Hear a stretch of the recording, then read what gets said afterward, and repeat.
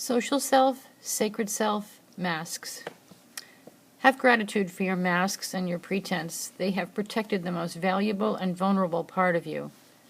The authentic inner self would be destroyed without the vigilance of these dedicated servants, our personas.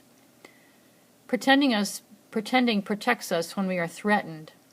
Instantly we find another role to play when we sense that our real self won't serve us.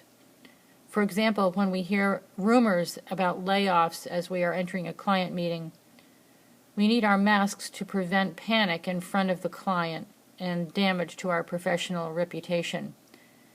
If we sense emotional or physical danger, we need our personas so that we can play act until we can escape. However, when the masks are used after the threat is gone, they can inhibit growth of the authentic self. In order to deepen our realness or spiritual self, we need to pay attention to these guards at all times. Often the masks show up for work when they are not needed, and if we don't notice them, we can't dismiss them. When we are not watching, they do their most effective work, slowly moving into our being to muscle out what is true in us. Noticing our masks is a primary task of passing from our social self to our sacred self. Without our supervision of these protectors, we will show up to life as someone else. Self-love starves because the true self is buried. Unconsciously, we let our social self, credentials, anger, weakness, power, or other currency substitute for our imago Dei, the image of God in which we were created, our sacred soul. When we lose sight that our very essence is always cherished and precious, we attempt to fill this emptiness with what the world values, and it will never be enough. We aimlessly, desperately grasp for someone else to be, someone who has what we think we lack. In doing so, our realness is unavailable to us and all of our loved ones. It is a treasure in hiding. As we begin to see our sacred self through holy self-love, the masks will only be necessary if there is a real threat for the protection of our tender, beloved core. Maitri, a Buddhist concept of unconditional friendship with oneself, was birthed in an ancient wisdom culture. It is an antidote for the Western culture's focus on undeserving.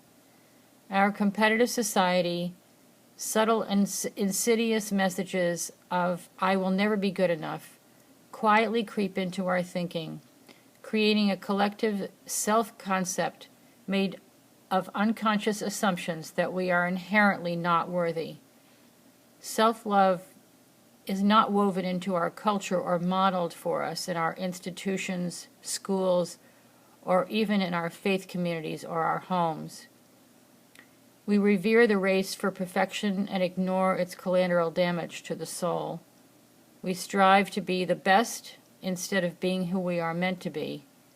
We value number one, even if it is achieved by sacrificing the heart.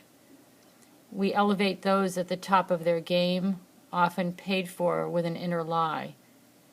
Making a commitment to relearn self-love is a counter-cultural action.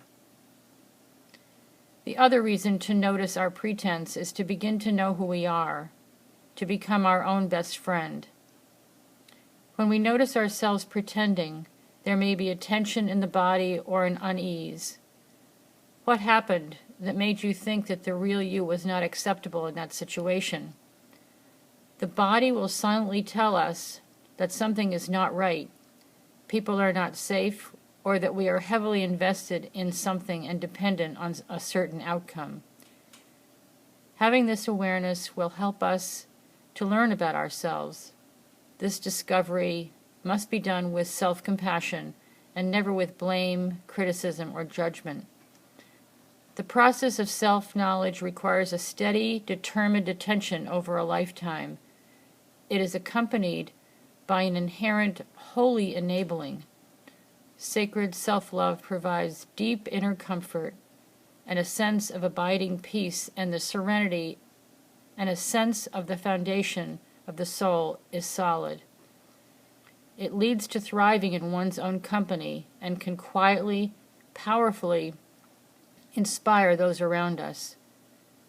When our sacred self is valued by our own heart, it is in harmony with the whole of life and at holy oneness with creation. It is God's longing fulfilled.